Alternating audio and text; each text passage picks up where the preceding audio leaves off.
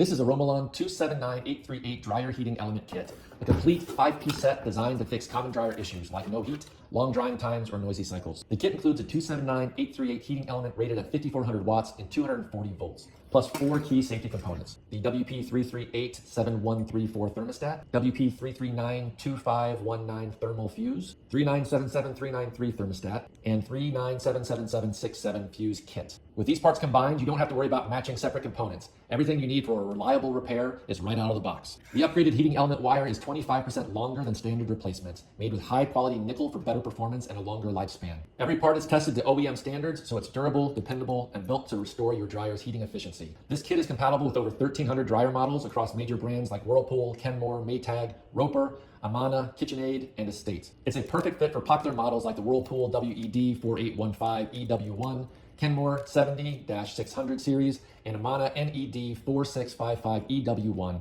making it one of the most versatile repair kits available. If your dryer has stopped heating or isn't running like it used to, the Romalon 2794237 Dryer Heating Element Repair Kit is a cost-effective solution to bring it back to life.